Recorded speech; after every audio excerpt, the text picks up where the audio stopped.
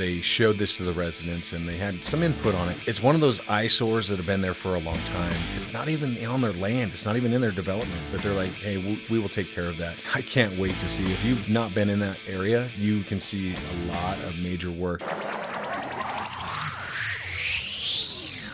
Welcome to Herrimanology, the official podcast to keep up with Herriman City. We'll take you inside the city, explore the latest news and updates, show you how your government operates, and discuss the issues that affect us all. Now, here are your hosts talking all things Herriman on Herrimanology. All right, welcome to Herrimanology. It is Thursday, March 12th. We are experimenting with a different backdrop today for those of you on the video side. This is not new. We've had this for at least 6 years. Yeah. We used it a few times. We did have an employee event, kind of a tenure recognition event yesterday. We pulled this out for some photo backdrops, and we thought, let's try it for the podcast, see how it goes. Good old step and repeat. Yeah. Step and repeat for those of you not in the biz. Logo. You step down, it repeats. Step down, it repeats. Same with the other one. So step and repeat. There you go. There you go. I hope that's what it's for. That's what I assumed. That's exactly what it is. A little gift of knowledge there for you. City Councilmember Teddy Hodges joining today. How are you? Wonderful. How are you, John? Not bad.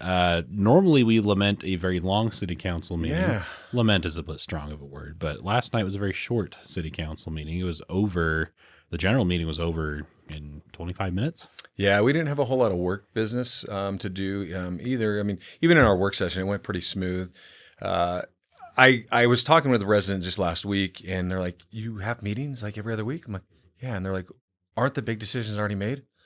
No, there's still everyday operational business that we do. And so that's why we meet every other week. So, Yep. yeah. A lot going on. Let's hit a couple of those things. Yeah. There wasn't a lot on the agenda for the general meeting, but there was a report from the South Valley Chamber of Commerce. A little bit of background there. We are members right now of two chambers of commerce, the Mountain West Chamber and the South Valley Chamber, and they usually come in once a year and kind of give a report on all that happened in the previous year. Last night we heard from the South Valley Chamber. Yeah, we love our partners in the South Valley Chamber. We presented last night. We got a pretty much a recap of 2025 of what's happened, where we've been, what we've done, and then the future for 2026. If you're not familiar with the South Valley Chamber, you should, and especially if you're a business owner, they're an amazing chamber. They have lots of benefits for the members. They have lots of events. I actually sit on their board, so it's pretty impressive. They are early meetings, so that's another fun job. But you get to know more people in the community. They have a women's business. They have some boot camps. They have after-hour events, and they come out and celebrate not only like the board, but the executive directors come out and celebrate our new businesses opening and all our ribbon cuttings. You'll see photos with a bunch of people. You're like, I don't know who that is. It's most likely part of the chambers. So. Yep. So they, if you want to see that report, it was interesting. You can go on our YouTube channel and just kind of see all the things that happen behind the scenes for businesses. Yeah. Another note from the general meeting. This is just a quick couple sentence note, really, that the mayor made, but pointed out that during the legislative session, we got more infrastructure funding awarded to our area of the valley. We've talked about it several times, how the state has and the county in a lot of instances has awarded us funds for infrastructure that the city can't pay for ourselves, but are needed for regional connectivity, for to support further development, and another $50 million from the state of Utah awarded for future infrastructure projects on mostly our north and west side. Yeah, it's critical to have those great working relationships. We need to have shovel-ready projects or projects already identified that need those funds, or else you get looked over. If you're not ready to build or expand or put that dirt, or you move that dirt and put that infrastructure in the ground, you're going to get looked over. There was a total of a little over $70 million, and we captured $50 million of that, which is impressive. That doesn't only speak volumes to our admin here, but our business partners and our developers, but also our mayor. He did a lot of work up there in the session this year, and he was in a lot of meetings and really gained a lot of movement for our city in the positive way. So, yeah. A few items from the work session. Work meeting, which takes place, as you know, before the general meeting in a conference room, just to kind of discuss some more complex items or just kind of give updates on a few things that may or may not need future voting decisions. But there was an update on, I know some of my former neighbors will be very excited about this, landscaping along Juniper Crest Road. So those unfamiliar, Juniper Crest Road is up kind of on the foothills, I guess, the southern side of the city. There will be a connection of Juniper Crest Road to Mountain View. That was not the update last night. The update last night was about landscaping on the existing road, or I should say lack of landscaping on the existing road. But the developer over the Panorama development that will be coming in agreed a couple of years ago now to work on that landscaping, and last night gave an update on it. Yeah, John, that's kind of one of those things that it was more of check the box presentation last night of like, this is what we're planning to do. They did hold some open public meetings and they showed this to the residents and they had some input on it, but it's one of those eyesores that have been there for a long time that maybe was overlooked in the previous development and MDA there. But now we have a new master development agreement with our new developers, and it's not even on their land. It's not even in their development, but they're like, hey, we will take care of that. So we rolled it into theirs. And I can't wait to see. If you've not been in that area, you can see a lot of major work. They're moving a mountain over there. That road is going to be amazing on the Juniper, finishing that to Mountain View corridor.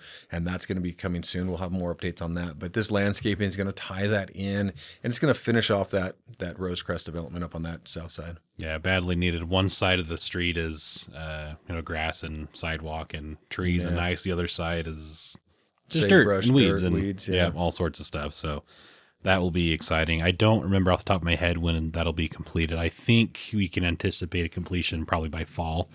Yeah, end of summer, early fall.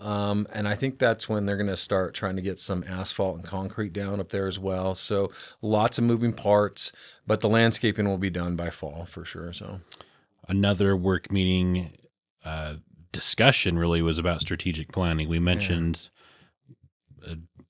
a few podcast episodes ago at some point the strategic plan for the city. And this was kind of a further discussion on top of that. The council wanted to talk about some overarching goals that the council can be unified on, and in addition to the strategic plan in general, some, I guess, highlight points. Yeah, so just like in any corporation or any government business, we all have these big audacious goals, and those are great, but we want to key on actual action items that we want as a council. A couple big ones are like the athletic complex. That's a huge one. And again, it needs to be a shovel-ready project. We're talking about it every day. We're talking to our partners about it. We're talking to our state reps about it. It's always front of mind. So when somebody says, hey, I have a partner for this, or hey, we have some extra funds here, where can we put them? And we want to be talking about our projects and have them on their front of mind as well. So that's a couple of big ones. We have some other ones that we're going to key in on that are more specific to operations and daily business. We've got some reports coming back from our master plan and parks master plan and those things that we just need to focus on some real community projects that are going to be great for this community in the long run. Yeah. And one more item from the work meeting we wanted to mention. We won't go into a whole lot of depth yet because we don't have all the information yet, but we've mentioned before, it must be a few months ago, the council approved I guess it was a resolution to give notice to withdraw from the Wasatch Front Waste and Recycling District and pursue potentially at that point another garbage and recycling service. That's moved down the road a little bit more to this point. Still much more information to be decided and announced, but yeah, talk about fiscal responsibility. Every Tuesday morning, my trash gets picked up by a company. It doesn't matter to me what company that is, but the cost and the rising cost of that got concerning for our current partner. And it's part of a special district, so it's taken a little bit more time to exit. It's just not a vendor agreement. So we have looked into that. We've had some help with the state and some new laws that have just been passed. So we're going to be exiting that partnership and then contracting with another operator for that. And mostly it's for service and cost. And so that's for our cost of the residents. You're going to be saving money is what that will end up being. Yeah. So much more information to come. as it develops, as those things happen, we'll make you painfully aware of everything you need to know. And hopefully when the time comes to transition, It'll be you seamless. really won't even notice, Yeah. but there will be there'll be something happening at some point. We'll let you know more as that develops. Most definitely. It will not be in the next few weeks or even No, few we're months, but- talking 6 months-ish, if not longer. yeah, 6-12 months. It's going to be more long range. A few other notes that were not in the city council meeting earlier this week. The city council got a chance to tour the under construction hotel. Yes. So if you don't know, Herriman is getting their first hotel, Holiday Inn Express. It's an amazing, beautiful hotel. It's just off Mountain View Corridor. It's in a beautiful area. It's our only 4-story building over there. So if you've driven by Mountain View Corridor, you got a 4-story building. That's the Holiday Inn Express, and they are first and second floor are quite a bit done. They got sheetrock up and some paint, and they're starting to finish that up. Their pool's poured. They don't have the pool deck in, but they have an amazing exercise room. It's massive. If it's bigger than any exercise room I've seen in any hotel, and I travel quite a bit. So it's going to be one of our iconic things for quite a while. Right in that beautiful district of so many businesses going in. Yeah, So. there's a lot of new business activity coming in. In fact, that's backing up a little bit to the South Valley Chamber presentation last night. They mentioned they were able to attend 18 new ribbon cuttings for Just Herriman. for Herriman businesses, and that's the number that they were able to participate in. But they said that's the most ribbon cuttings they've been a part of at least any time recently in any city. Yeah. There's a lot of commercial growth happening in Herriman, and we say it a lot, but there's more to come. Yeah. We always get new business applications. Our economic development staff is amazing. They are going to the ICSC again here in Vegas in April, May. And there's going to be some more interest in Herriman as we continue to grow. Now, again, it's responsible growth. It's continual growth. It's putting infrastructure in first. That's what that $50 million is going to go to. So we're trying to do it the right way and try to not encumber our citizens anymore. On Saturday, the Friends of Herriman have a fundraiser event that'll be kind of fun too. They'll have a movie night here at the City Hall in the community room that will be showing. They'll be showing a movie called Return to Earth. I think it's a 2019 film, somewhere around there, kind of a cinematic show of mountain biking. And there are a lot of mountain biking stars in that film. And there will be $10 tickets, and those $10 will go toward fundraising for the trails. We've mentioned many times over how trail maintenance or new construction for trails is funded by volunteers or by donations. This is where these donations come, and these are the volunteers doing it. So Saturday evening, 6:30 to 8:30 in the community room, the Friends of Herriman Trails Association. Yeah, and talk about putting in infrastructure and activities for your house and for the area. Trails and infrastructure, not only for hiking, biking, but we got our equestrian, and having this fundraiser. Friends of Herriman is our actual nonprofit arm of the city. So they're able to collect funds and actually get those right to the trails. And they do dig days, they do trail days, maintenance days, and it's all volunteer work. With Friends of Herriman, we have probably 10x our volunteer hours over the last couple of years just because of what they can do and accomplish in their reach. So it's a great fundraiser. There's going to be prizes, drawings, awards, all donated by businesses. So come for $10, you're probably going to walk away with an award or something, or a gift basket if you put in the raffle. But come hang out, have fun, and it's just downstairs on Saturday. So, yeah. And in the same room a few days later, Thursday evening from 6 p.m. to 7 p.m. will be a Localscapes class presented by the Jordan Valley Water Conservancy District. Now, Localscapes is a concept of basically having your landscaping appropriate for Utah's climate. Yeah. We have a dry climate. We live in a desert, and grass lawn isn't appropriate for everything everywhere. It makes sense in a lot of places, but it doesn't make sense in others. And they'll talk about ways that you as a homeowner can, one, flip your grass to something maybe a little bit more desirable, easier on water use, and an incentive program that the state and Jordan Valley have to help cover some of the costs. I've taken advantage of that myself at my house, and it's not hard, and it's a rewarding process to go through. So that class will take place for free here at the City Hall, 6 to 7 next Thursday. Yeah, if you're wondering how much water we're going to have to conserve this year after the winter we had, we're going to have to be more responsible on our water conservation. And so coming to this class, learning the proper way to do it is key. There are going to be, there's some people that are like all or nothing. No, your whole yard doesn't need to be rocks. Your whole yard doesn't need zero-scaped. There's proper ways to design your yard to be beautiful and magical with some grass components and accents, and make it more livable and more maintainable with less work as well. So, and if somebody else can help you pay for it, why not? So come learn. I got Localscape certified a few years ago. It's been a benefit to me. I did flip my strip as well, and all mine's pretty much zero-scaped. I got some planter beds, but it's beautiful. I don't have to mow a lot of grass. I don't have to weed a lot of grass, all that. So it's benefited me. And my water bill is consistent every single month. It doesn't change winter or summer, so it's been really nice. I'll note for my yard, you might have a very similar experience. There are parts of my yard that are grass that I'm going to keep grass because we use it. We play in the yard. We have yard games. We have people come over. We hang out. I don't want to change that from grass to something else.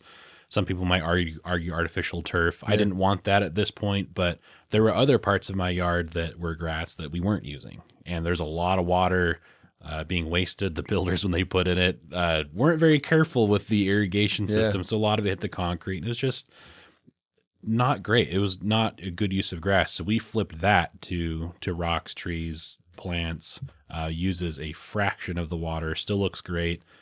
Something that my wife and I are proud of.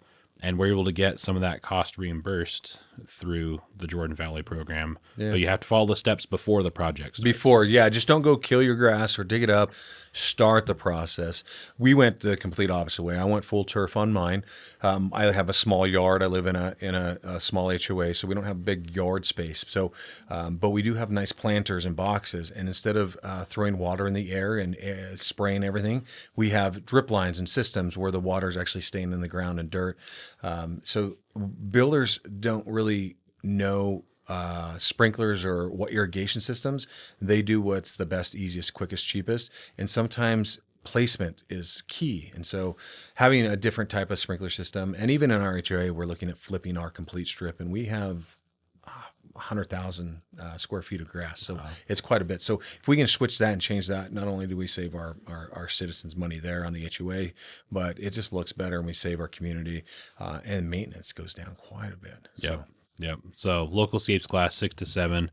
That's a pretty extensive plug, but it's something that we've talked about many years in the past and probably many years in the future. Well, even the city did it. We're just out front here. We did our whole main street. You saw those center medians. We actually decreased the grass on it. We put rock and vegetation on it. We took some of the topsoil off and lowered those center medians for better visibility. So there's more things than just saving water that comes out of this. And flipping your strip's probably one of the easiest things you can do. Maybe a weekend or two, if you're doing that for your center median or strip. But for your whole yard, it might take a little bit longer, or you might have a contractor come do it. But if you do, make sure they're Localscape certified, and do it the right way. Get some money back for it. Yeah. Okay. Well, thank you, Councilmember Hodges, for taking some time this morning. Yeah, thank you, John. City council meeting was short, but there's a lot packed in there. So we wanted to update people on everything going on. So if you have a question for us, communications@herriman.gov is the email address, and we'll get your question answered in an upcoming Herrimanology episode. But for now, thanks for listening and watching, and we'll catch you next time.